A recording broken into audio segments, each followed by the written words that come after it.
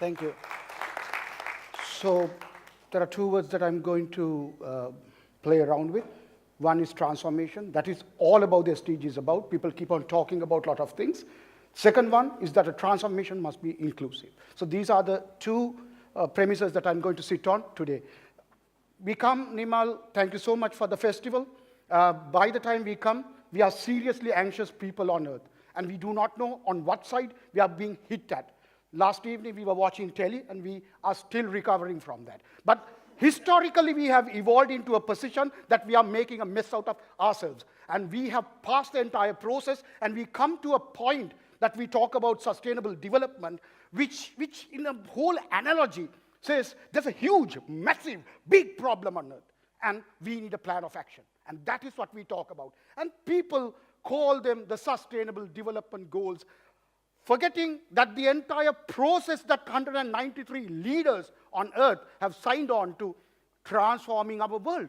Because in 1992, we signed on to the Agenda 21, an agenda for a 21st century. We cut it down to a 15-year track where we have to fast-track ourselves. And then we are talking about 17 goals. The 17 goals is nothing. It's a thematic, politically negotiated thematic baskets. But 169 targets to be measured by 244 indicators.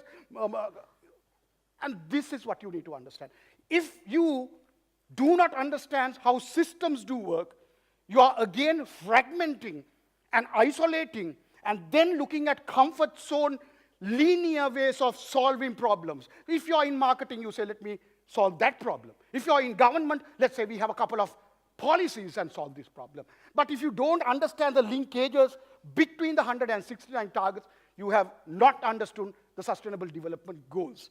Now, when I took over as the advisor on sustainable development, as the chief negotiator for Sri Lanka, for the high-level political forum and the APFSD and the process in Sri Lanka, initially I said that the 17 goals makes absolutely no ticking boxes, not like the MDG 8s, where people said, we tick poverty, we tick sanitation, and the country remains the same. So we started looking at the interlinkages between the 169 targets. Then second is that we asked who's responsible for implementing these 169 targets in Sri Lanka. So there were 51 ministries. In fact, it was 49 in the Gazette, became 51 in a couple of months. And highways and higher education, where does that rationale come from? Our ministry, sustainable development, for the first time in the Asia-Pacific region, gets wildlife, and the president who has environment gets forest. So how can the biodiversity pass each other? There are no rationales in the policy planning, political discoursing in this country. So then we started looking at what is the next level. 425 mandated, legally mandated institutions in this country. Whether we have 25 ministries, whether we have 125 ministries in this country, these are the guys responsible. No one knew that this number of agencies are alive in Sri Lanka, and they did not know the mandates. So 800 plus mandates, agency mandates, pages we found, and then we looked at. This is the roadmap. I'm not going to explain it. The government today, the Ministry of Sustainable today, which I have walked out on the 24th of February, is going into mainstreaming and integrating SDGs, killing the roadmap, without a roadmap, trying to put plugins. And the plugins means that you're pulling the plugs out of Sri Lanka for another 30 years. And that is not what we are here for. I'll give you one example with just 2 of the 169. Both talks about resilience. This talk about 1.5, which talks about poverty-related resilience. This talks about climate-related resilience. To do this, just to find this only, in Sri Lanka, we need 45 agencies under 21 ministries to come together. Under 13.1, 31 agencies under 14 ministries. So we are just keep on going on creating agencies and ministries in this country, and they do not work together. They don't like working together because the budgets are given separately. Then you need to fragment and then separate. So finally, I have 2.5 minutes left. So now this is where we come to.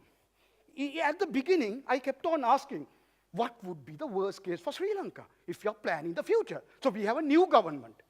What would be the worst case? We have gone through a 30-plus year civil war. We have gone through tsunamis. We have gone through floods. And where are the pundits in Sri Lanka? We keep on making the same mistakes. We asked, okay, now the profound intellects in this country, please answer. What is the kind of country you want to be in? What is the transformation you want to? We keep on criticizing our governments. We keep on criticizing the other philosophies that come on. So for 2 years I've been waiting, and I've been asking this question for 2 years. So we need to know where we want to go. That is why the festival is so important. And do we know where we lay? What is the current status of this country? For the last 2 years, we knew one thing, that we have a bankrupt treasury. That's the only thing that we knew for 2 years. And based on that premise, we start building a nation, which is completely bonkers. Now, then what do? We need to figure out, okay, we are in a bloody mess. Honestly, we are in shit. But then, what is the transition that you need to have? You must have a transition. Forget about transformation. We don't understand transformation. What is the transformation little blocks that you take? And for that, we do not have answers. For God's sake, we must answer. What type of government do we need? You talk about good governance. First of all, tell us what is the kind of governance that you need that can be good. That we need to comprehend. Two is that we talk about our economic systems. Do we understand when we do our annual budgeting that it's a system that you need to embed? And what do? Our chambers. I've told the chambers during the keynote 2 years ago, don't keep coming and doing postmortems. Give us a blueprint before a budget comes. That is what the economic sector of this country must do. So tell us how we should go. And then, how do we measure our equalities, our well-beings? And finally, where are our boundaries? And my final slide in 9 seconds. When we move out, please understand that when people like us go into government, we are just accessories. We are not part of the system. Whatever government comes, the public service system in this country, public administration, will somehow put it into their own cages. Without having a mindset that you train the public sector in this country to plan for transformation, and inclusive transformation, that includes everybody, not fragmenting and leaving people behind, it doesn't work. So your government and my government and any government under the sun is as good and as good governance as long as we hold them accountable. So we created the Sri Lanka Stakeholder SDG platform. For the first time in 2 years after running of the high-level political forum, we are having the first prototype of a voluntary people's review against a national review which has no premises, which does not consult. Thank you so much.